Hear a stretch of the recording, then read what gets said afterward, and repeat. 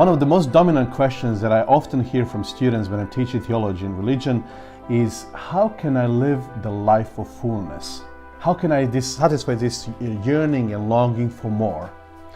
And my answer is, reconnect with the source. Technically, every single religion has certain version of a story or narrative explaining how you reconnect with the source, with the ultimate being, with God, with energy, or whatever guides our universe, whatever created our world. There are different versions of what this deity is, the ultimate being. Being in the center of that being is the point of religion. And the word itself, religion, comes from the word relegare, reconnecting. How do you reconnect with the source? In Christian case, we can talk about Christ being the source of life, because he is somehow fully God and fully man. And this is the way how divine connects to humanity. Yet the challenge there is that he is not physically present in the same way that he was 2000 years ago.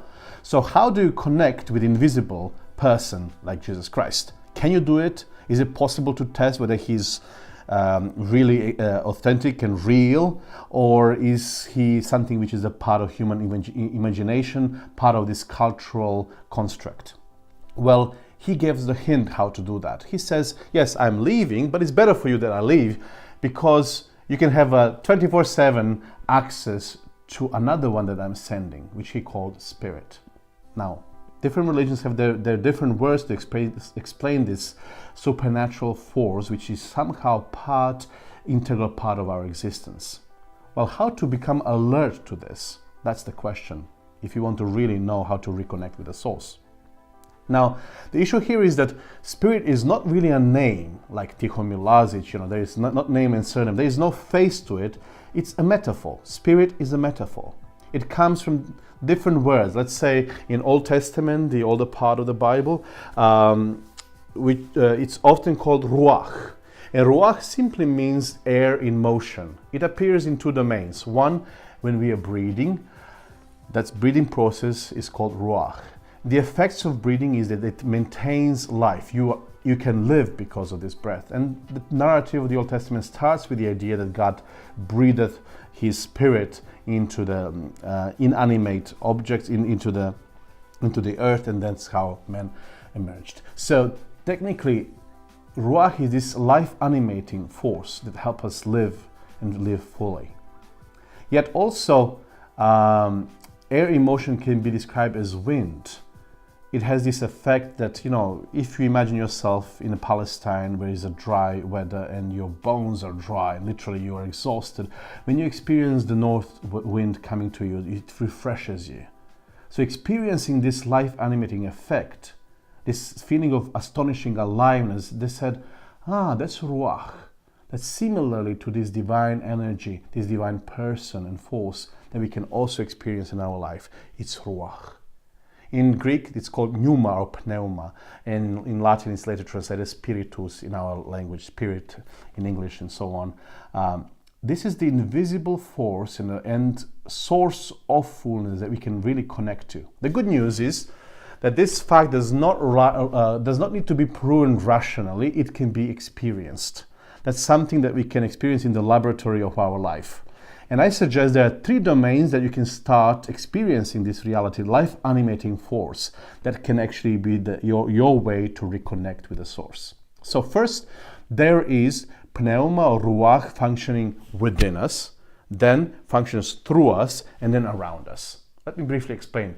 The effects of ruach existing within you is that you will feel, once you say yes and respond to the influence of God through ruach, you will feel there are three types of changes that happen. First, there is a change of character. There are different fruits, so to say, to use Christian terminology.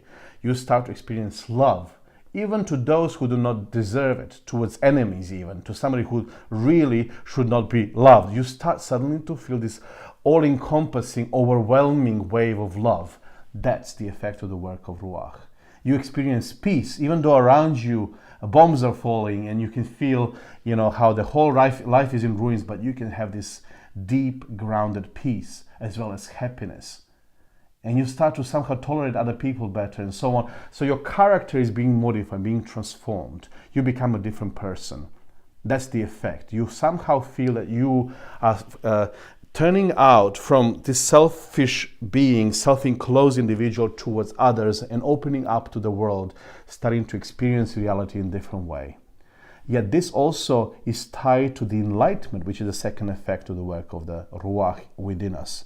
So enlightenment is you start to see reality differently. Not everything is physical. There are certain connections, certain unspoken, hard to understand and grasp forces and the reality which lives beyond of what we can see.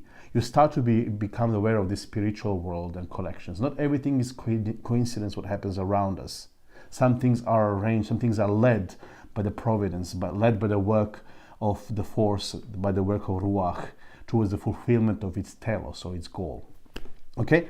And the third effect is once you feel the transformation of your heart, you become a better person, a more loving person, and you start to understand things better spiritually, to see the deeper meaning of our reality. You can see this kind of fourth dimension, fifth, sixth dimension of life, which is somehow not accessible to people around you often. You start to see this deeper level of reality. Then what happens is you start to see certain connection between the people. Koinonia is the third effect, which is the close connections that you start to experience. There is a community emerging. People who are following this source, you start to discover that you're part of a larger global family. And this global family is not necessarily defined by religious limits and borders, social borders, national, ethnic, gender, racial, and others. These are all barriers that that humans construct, and we have wars, and we are messing up our life because we don't see the ultimate connection that exists between all of us. Okay, so these are the effects, how you can test it, whether you really have the Ruach, and can you respond to can you respond to it. Often you have certain promptings, certain intuitions, what you need to do. You simply know it's right, even though your reason often says no, and other people will tell you no. You don't know why you're prompted to do certain act of kindness and proceed in certain direction in your life. But when you follow and you're true to yourself, things happen and you experience the fullness. Well, this is the first aspect. Then you can, once you start to respond to this work and influence of Ruach within you, he starts to use you to reach out to others. Your life becomes less selfish, becomes life of service of others. And you start to be genuinely interested in their needs, and you want to make them grow. You enjoy the happiness of others instead of competing with them, who is stronger, who will survive. You're willing to sacrifice yourself and for their happiness and truly enjoy the process. That's something which is beyond thinkable. So this is where your skills and your talents and even your brokenness in life, something that you are not so proud of, becomes a valuable asset for the betterment of the world around you. Christians would like to call this spiritual gifts as effects. Technically, your skills, let's say if you sing well, if you write well, if you're a good mechanic or you're a good cook, when you exercise your gift and do it with gladness and with love, with this as a response to this Ruach in you, people are starting to be enriched by your action, blessed by your action. They're starting to experience the fullness of life themselves. So this is when you are starting to be used by the force to spread the goodness and love around you. And this is a very powerful way when you can be in action and show the world a better way of being human. And finally, you become aware of the Spirit's work around you. And this is technically, you see how He's leading other people, other circumstances. You have this different spiritual vision of reality. And all together, they're contributing to a much fuller existence. You are not alone anymore, you discover. There are other peoples on the same journey towards reconnecting with the source. So my encouragement for you is experiment in those three domains. Experience the connection with the source of fullness, and that's how you can live the life of fullness. If you really respond to it, and if you say yes to the promptings from within, if you become alert to it and start to see the spiritual connection between things and be used for the betterment of the world, you will experience the life that you only dream of.